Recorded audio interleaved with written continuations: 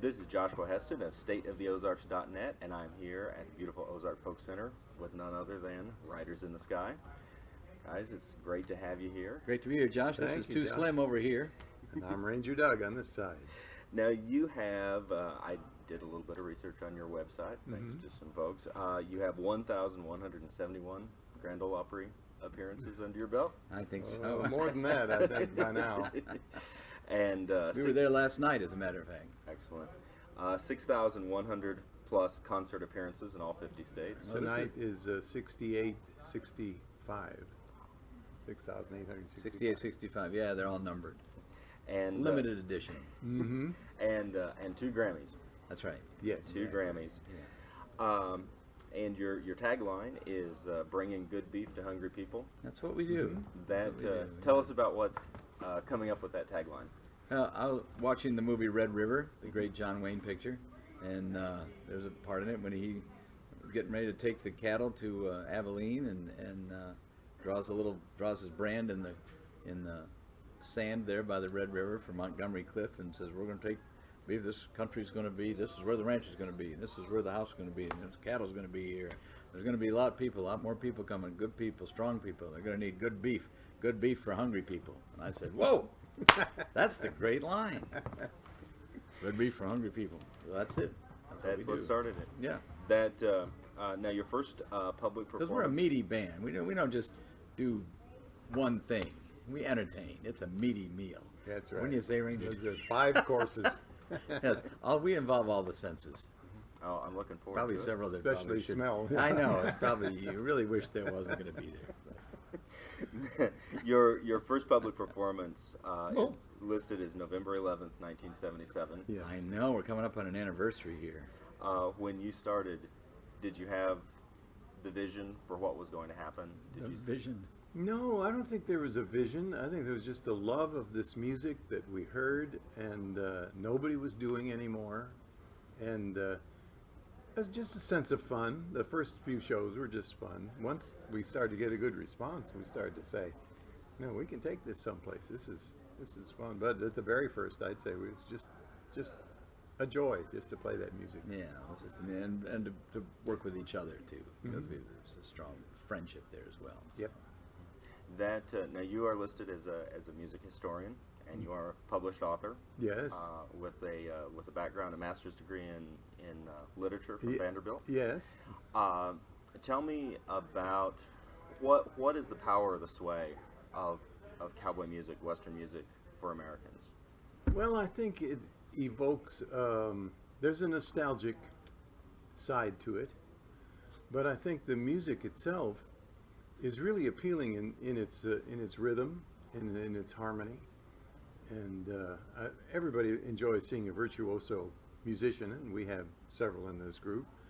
But I mean, it's people who are committed to a style that's very much the fabric of Americana, and in the same appeal that bluegrass may have, or Cajun music. You know, it evokes a time and a place, and yet it's contemporary in that we're here and now, and we're entertaining, we're having fun, and people can see us enjoying ourselves and entertaining them.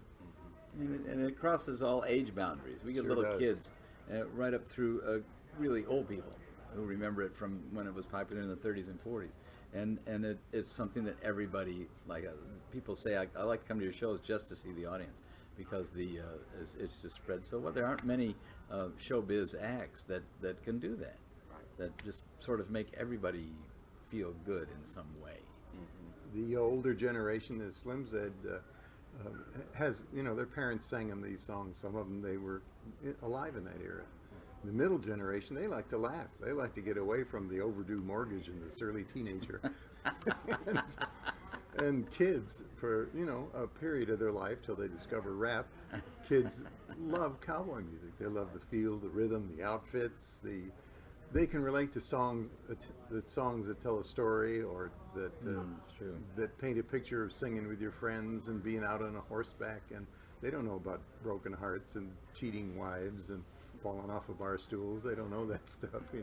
They can relate to the wide open spaces. Yeah, just the fun way and we did. the fun and the adventure of it, and the feel of it, the loping feel of a lot of the music is. It's like music you can sway to, or plus or dance to. You know, little kids love to dance to our music. They do.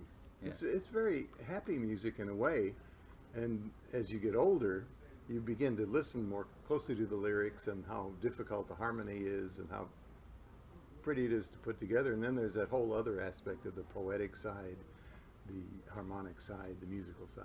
Mm. Yeah. Now, your music was featured in Toy Story 2. Yes, Woody's Roundup. Woody's Roundup. When the offer came, or that came through with Pixar, was that a surprise for you all? It was out of the blue. Complete surprise. Yeah, complete. Yeah, there was. We had a fan at Pixar, a guy named Ash Brennan. Ash Brennan. He And had they a were, name tag. They were had a name tag. See, Yes, that's in how my we world, knew. that's how we knew who it was. And so they were having a meeting about who would sing the Woody's Roundup theme song in the show, and he said, "I've got the guys." And so they went to our website and downloaded some yodeling and gave us a call and said, "That's it." We had to think it over for quite a long time. Yeah. Probably an eighth of a second. So that began an association with Pixar that has lasted until this day. Yeah. With those people. Now, do you, in terms of working with them, does that involve going out to California on a regular basis? We did. We went out and recorded the song. We had a conference with Randy Newman, who wrote the song, a telephone conference, and he basically said, "I listened to your records. You guys know what you're doing. You just go ahead and do just arrange it how you do it." And it was like, okay. And then we went out and played it for him, and everybody said, "Great." It was, yeah, that's it. Yeah. There was no. Disney's sort of famous for hands-on and a lot of notes, but there was none. It was like, go do what you do.